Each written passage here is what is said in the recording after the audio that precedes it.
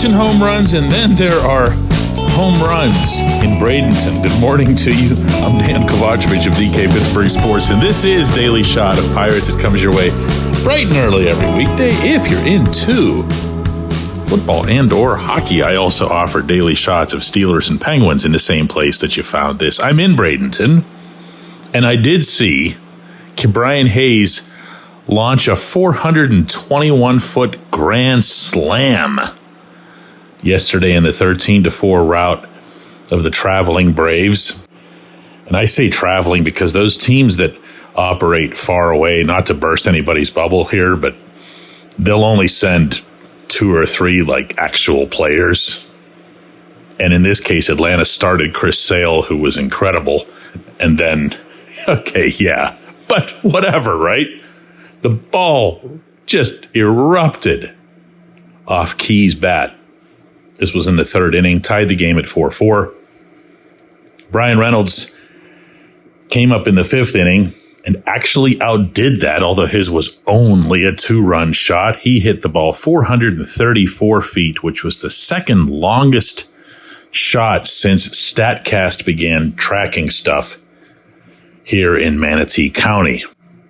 It's fun. And for people who are into spring results, like most of the paying customers, you know, you walk out of the ballpark thinking, woohoo, yeah, this is great. This is awesome. And it might be. It might be something that's meaningful.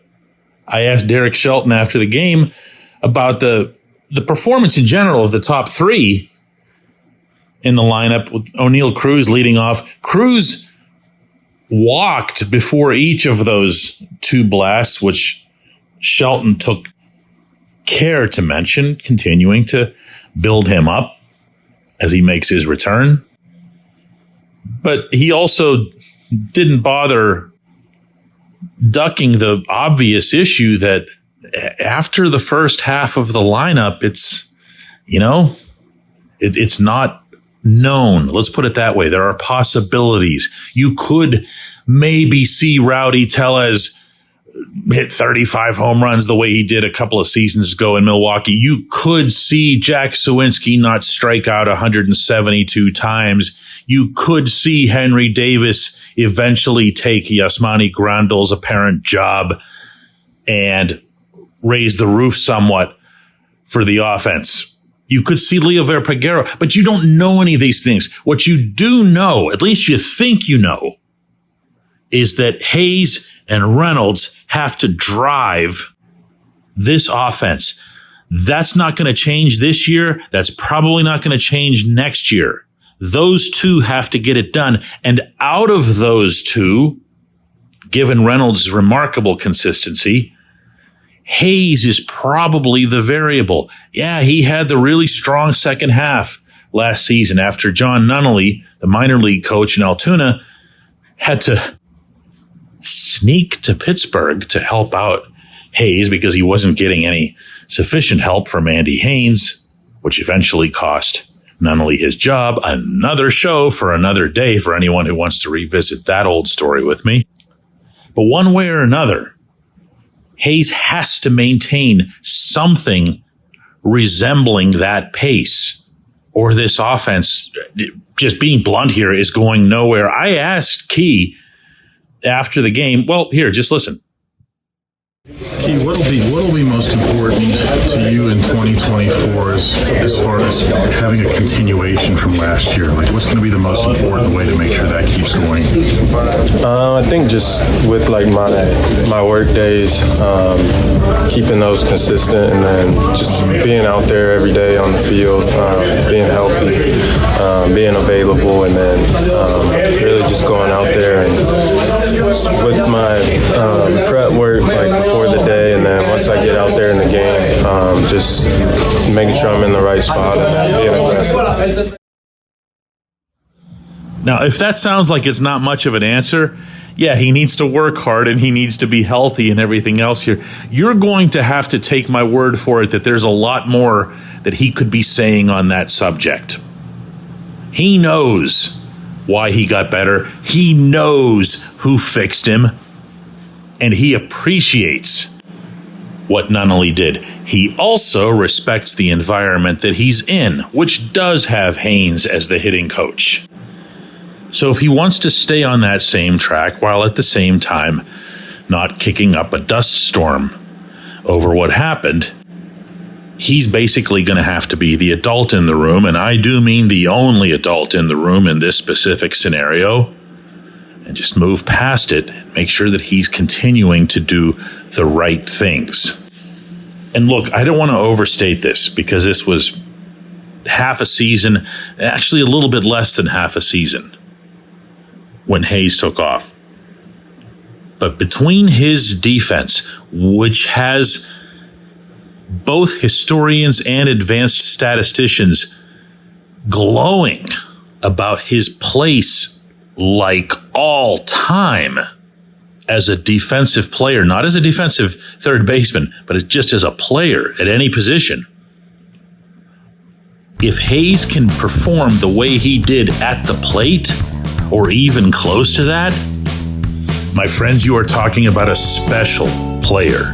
And imagine that signed and sealed to a long-term contract. When we come back, J1Q. This portion of Daily Shot of Pirates is brought to you by our friends at North Shore Tavern, that's directly across Federal Street from PNC Park. It's home of Steak on a Stone, an eating experience, underscoring the word experience. The steak is brought to you partially cooked on an 800-degree stone, and you do the rest. It's a ton of fun, it's a great meal, and it's a baseball atmosphere like no other in Pittsburgh. North Shore Tavern, right across Federal Street from PNC Park.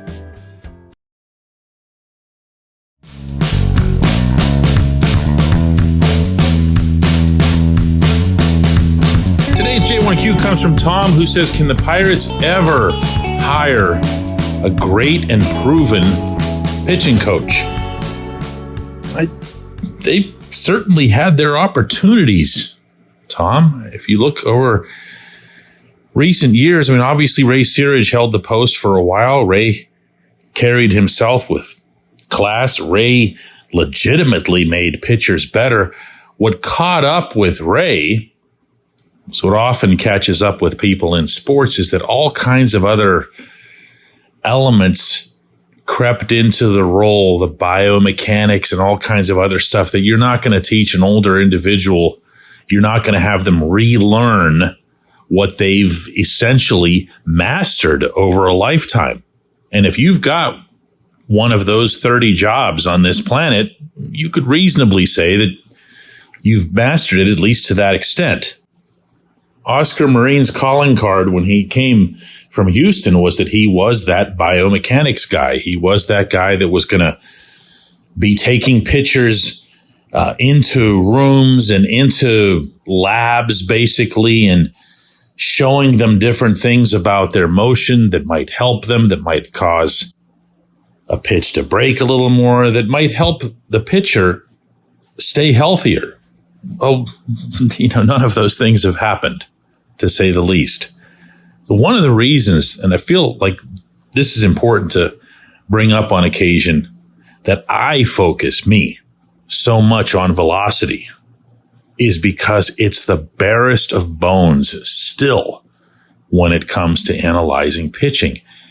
And if you can't even get the barest of bones right, there's every reason to suspect that you're not going to get a whole lot else right either. Now, that said, these are only spring training games, but I'm going to offer a couple of context points here from the early going in my couple days down here so far. One is that, as I mentioned on yesterday's show, Roansy Contreras did throw a little bit harder in his outing up in Dunedin. And yesterday, Luis Ortiz, who probably out of the three guys that I mention all the time, meaning Contreras, Ortiz, and Quinn Priester, had the lowest impact from his velocity loss. Luis threw hard.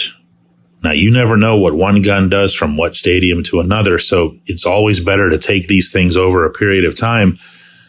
But Luis had at least one pitch go 98.3 miles an hour topped out. He averaged out his fastball in the high 96s, meaning 96 point something. And his sinker, as is normal for him, was actually coming in that much harder. Derek Shelton made note of this afterward, and he should have. Because velocity still matters. Velocity contributes to a lot of other things. You know, don't forget that one of the things that floored people when Stephen Strasburg came along was that his curveball was coming in at 90. It's not the only thing, but it's a heck of a foundational thing. And I'm going to say this right here. If 1, 2, or all 3 of these young pitchers find that velocity, find that productivity, believe you me, I'm calling off the dogs, okay? I'm not one of those people that gets all hung up on something and never, ever, ever changes my mind in the face of new information. Let's see the new information. I'd be delighted to discuss more about a new scenario rather than where all 3 of these pitchers got stuck. I appreciate the question. I appreciate everybody listening to Daily Shot of Pirates. We're going to do another one of these tomorrow.